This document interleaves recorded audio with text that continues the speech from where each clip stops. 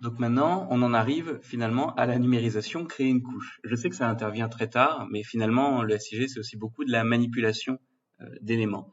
Et il est évident en revanche que la partie de dessin, finalement, de numérisation, est une étape qui prend du temps, mais qui, je pense, moi, demande euh, déjà de bien manipuler les données avant directement d'en créer. Il faut bien comprendre ce qu'est une couche pour pouvoir créer de nouvelles couches. Et donc, on en arrive enfin à cette partie donc de numérisation. Alors, pourquoi on dit numérisation?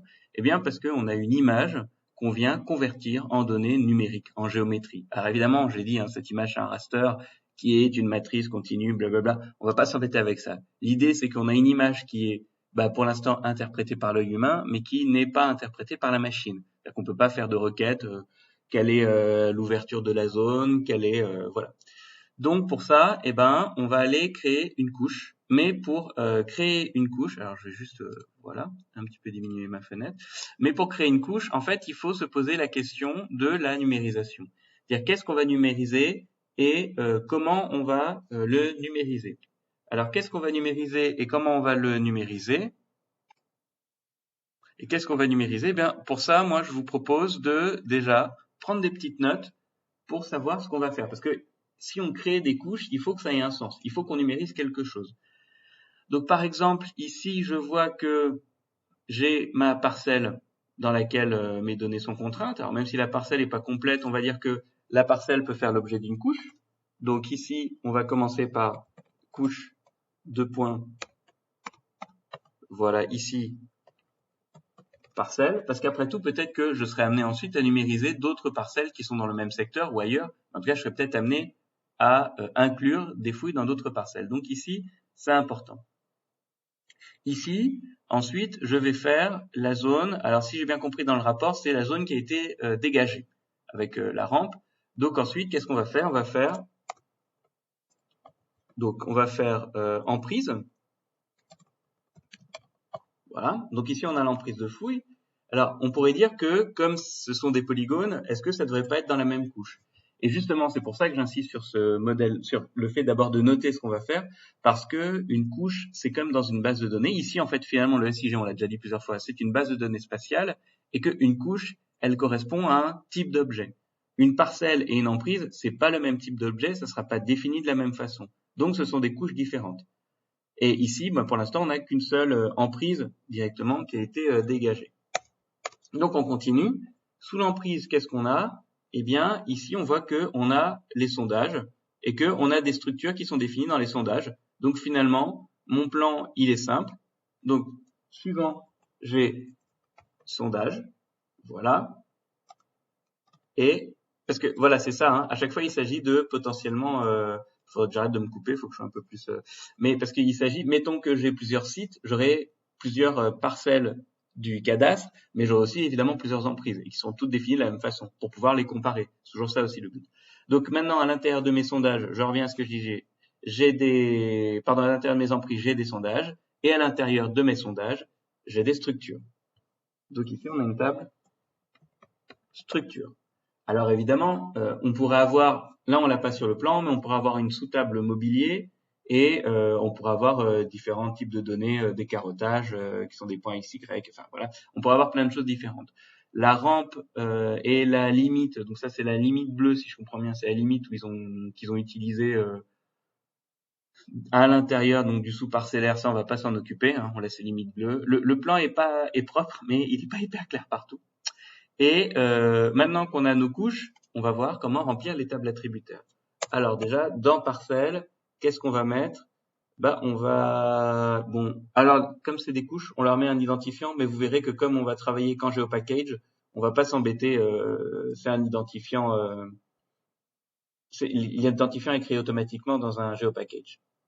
Donc parcelle, ici on va avoir le nom de la parcelle, mais on l'a pas. Donc on verra comment on s'en occupe. Dans emprise, qu'est-ce qu'on a dans emprise?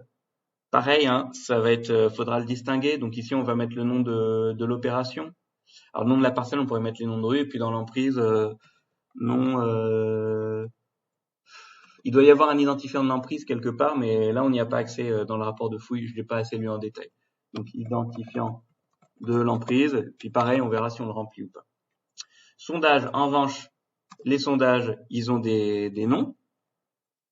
Donc, ils ont des noms, SD2, tout ça, là. Ils ont des noms. Et puis, c'est tout.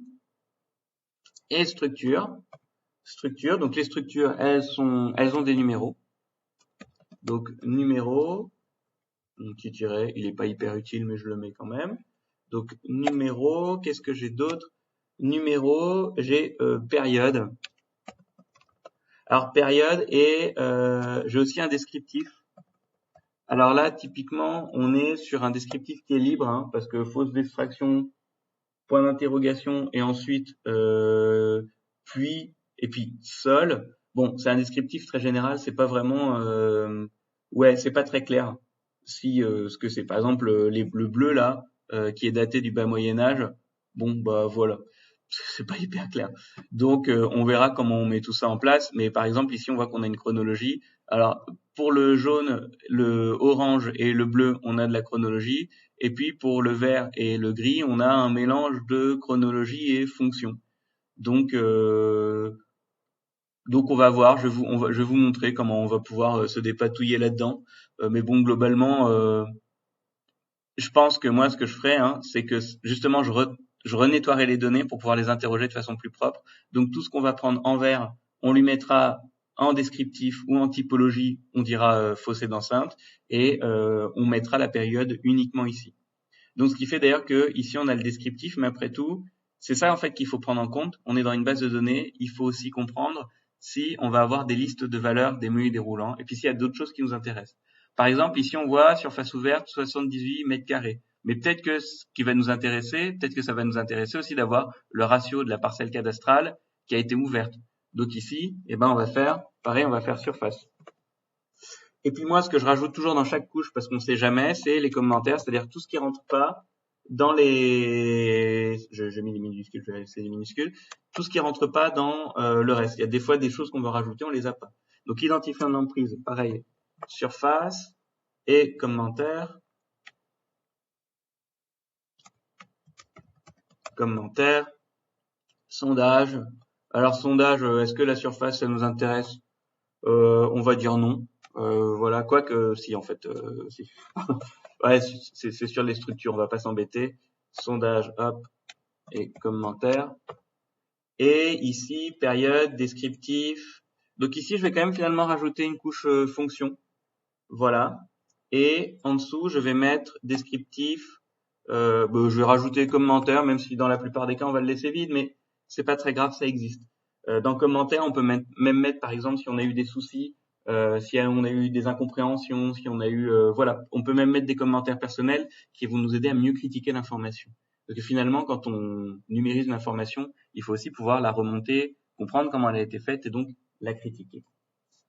Donc une fois qu'on a fait ce travail, il reste encore une chose très importante à faire, ça va être de attribuer une géométrie. Alors ici, finalement, on est dans le cas de tout va être des polygones. Vous voyez, tout est entité surfacique à cette échelle et par rapport à ce qui a été fait. On rajouterait du mobilier. Là, on serait probablement dans du point. On peut-être pas faire de la surface de mobilier. On rajouterait une limite, une division entre deux zones. Là, on serait sur de la ligne. Mais là, pour le coup, à cette échelle-là, j'entends. Mais pour le coup, c'est pas l'information qu'on a devant nous. Donc, simplement, le type à chaque fois, on va mettre polygone. Voilà, hop, polygone, polygone et polygone. Il reste encore deux, trois choses à faire. On est comme en base de données, donc il va falloir dire dans quel type de colonne, quel est le type de colonne de la table attributaire. En clair, est-ce qu'il s'agit de texte entier, de texte, de nombre réel ou de nombre entier. Donc ici, par exemple, ou même, d'ailleurs ça, voilà, parce qu'on va en traiter, ou de liste de valeurs. C'est-à-dire, on aura un petit menu déroulant qui va nous forcer à cliquer toujours sur la même chose. Donc, nom de la parcelle, en plus, on le connaît pas à chaque fois. Nom de la parcelle, texte. Surface. Ici, on est sur du nombre réel, et surtout, vous allez le voir, on va pouvoir le mettre en calcul automatique. D'ailleurs, je vais en profiter, je vais pas m'embêter, je vais faire un copier-coller pour tous les éléments de surface. Donc voilà, je vais même prendre tout ça. Comme ça, j'aurai même mon petit espace, ce sera mieux présenté. Surface, surface, voilà. Et donc ici, on nombre réel. Et ici, paf, on est en texte. Pour les commentaires, pareil, commentaires, ce sera toujours du texte. Voilà. Non, bah non, on est en texte toujours. Ici, numéro. Et ben là, on voit que chaque numéro de structure, c'est un nombre entier. 211, 213, 208. Donc ici, pour l'instant, on va le forcer nombre entier. On verra s'il y a un souci. Il faudra peut-être réattribuer la colonne. Mais pour l'instant, on s'embête pas. Période. Ici, période, on est a priori sur du texte. Je mets un point d'interrogation. Vous allez voir pourquoi. Parce qu'en fait, on va être sur une liste de valeurs.